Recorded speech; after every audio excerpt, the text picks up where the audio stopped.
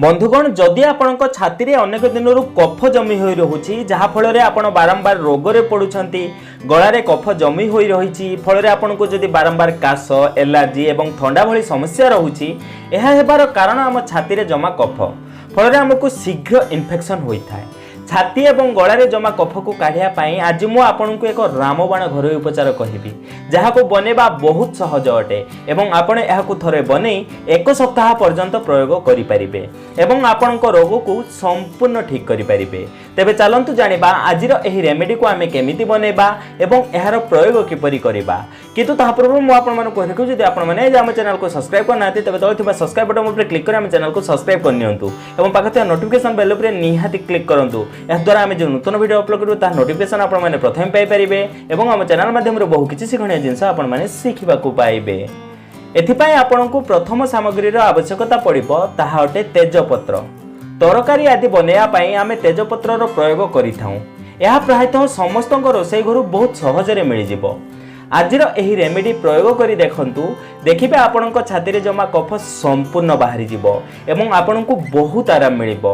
आपण जो बारंबार रोगरे पड़ी थांती ताहा मध्य हेबो नाही। आपण को एथिपाई अधिक तेजपत्र आवश्यकता पड़िबो नाही केवल 6टी तेजपत्र आपण को एथिपाई आवश्यकता पड़िबो। तापर आपण तेजपत्र को एहीपरि छोट छोट पीस रे छिड़ेई दियंतु। एही रेमेडी आमे गोटे दिन पई बनाउ नाहंती एहाको आमे एक सप्ताह पई बनाउछंती। एबे एथिपाई आपण को द्वितीय सामग्री रा आवश्यकता पड़िबो ताहा अटे अदा।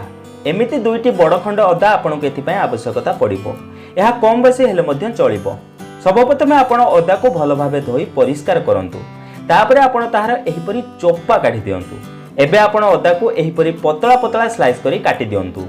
अदार फायदा विषय में आपन को निहाती जना थिबो। एहा आपन को ठंडा काश ज्वर मुंड बिंधा भली अनेक प्रकार समस्या को ठीक करि थाए। अदा मध्य रे vitamin C calcium phosphorus iron zinc copper magnesium भली विभिन्न प्रकार पोषक तत्व मिली थाए। अदा बैक्टेरिया एवं भाइरस सह लड़िबारे बहुत अधिक सहाय्य करि थाए। एहाकु जदि आमे प्रतिदिन प्रयोग करंती तेबे आम गलारे जो संक्रमण होइथाए एहा ताहाकु ठीक करिबा सह आराम प्रदान करिथाए। एबे चलंतु जानिबा एहाकु आमे केमिति बनेबा। प्रथमे आपण गैस उपरे एक पात्र बसांतु। एबे आपण एथिरे पानी पकांतु। जदि आपण केवल गोटे दिन पई बनाउछंती तेबे 1.5 कप पानी ऐड करंतु। जदि आपण 7 दिन पई एहाकु बनाउछंती तेबे आपण एथिरे आधा लीटर पानी ऐड करंतु। एबे आमे एथिरे काटी रखिथिबा अदा को पकेई देबा। तापरे आमे एथिरे तेजपत्र रो प्रयोग करिबा। हेले तेजपत्र प्रयोग करिबा पूर्वरु आपण ताहाको भलो भाबे प्रथमे पानी रे पकेई सफा करंतु तापरे एथिरे प्रयोग करंतु। एबे आमे तेजपत्र पकेई दबा।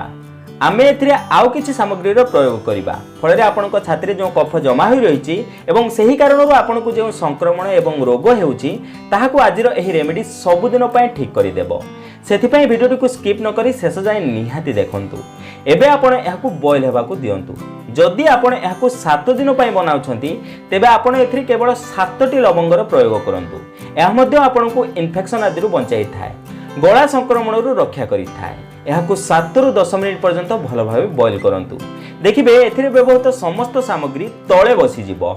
तापरे आपण गैस बंद कर दियंतु एवं एहाकु ठंडा हेबा पई छाडी दियंतु। जेबे एहा नॉर्मल टेम्परेचर को आसी जिवो तापरे आपण एहाकु एक सफा सुतरा जार को छाणी नियंतु जेउथिरे आपण एहाकु स्टोर करी रखि परिबे। एबे आमे एथिरे महूर प्रयोग करिबा।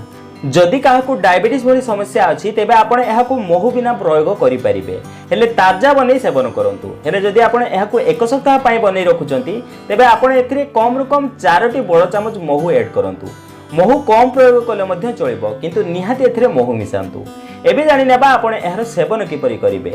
जदि आपण बड़ लोकन को देउछंती तेबे 2 चामच नियंतु। जदि छोट पिलां को देउछंती तेबे आपण एथिरु 1 चामच नियंतु। 15 ml बड़ों पाई एवं 6 रु 7 ml छोट पिलां को यह दे पारिबे। एबे आपण एथिरे अल्प उषुम पानी मिसांतु। नॉर्मल पानी रो प्रयोग करिवे नाही। चेष्टा करंतु उषुम पानी रो प्रयोग करिया पाई। बंचिथिबा मिश्रण को आपण फ्रिज रे रखी स्टोर करंतु। तापरे आपण चाहिले एथिरे लेंबू रस रो प्रयोग करि पारिबे। आपण एथिरे आधा चामच लेंबू रस रो प्रयोग करि पारिबे। एहा आपण को ठंडा कासरो बंचै थाए एवं इन्फेक्शन को मध्य ठीक करिबारे सहाय्य करि थाए। जदि आपण लेंबू मिसेबा को चाहुनांती तेबे आपण एहाकु केवल उषुम पानी सहित सेवन करि परिबे। एबे आपण एहाकु भलो भाबे मिक्स कर दियंतु। एबे आपण करे एही रेमेडी बनी प्रस्तुत। एहाकु आपण सकाळु खाली पेट रे सेवन करंतु। देखिबे बहु वर्ष पुराना कफ आपणक छाती संपूर्ण भाव सफा हो एवं केवल 3 दिन मध्य आपण एथुरु चमत्कारी फायदा देखा पाइबे। निहाती आपण थरे एहाको ट्राए करी देखंतु। आजिर समय अनेक लोकों को यह समस्या भोगिबाकू पड़ुछि, सेथिपाई जेते संभव यह वीडियोटी को निज प्रियजन मानक सह शेयर करंतु। तेबे आशा करछि आजिर एही सुंदर वीडियोटी आपनको निहाती भल लागिथिबो। जदि आजिर एही वीडियोटी आपनको टिके भल लागते तेबे लाइक करंतु एवं एमिति प्रकार वीडियो देखिया पय हम चैनल को सब्सक्राइब करंतु। तेबे बंधुगण आज पय एतिकी पुणी देखाबको नूतन सुंदर अध्याय सह धन्यवाद।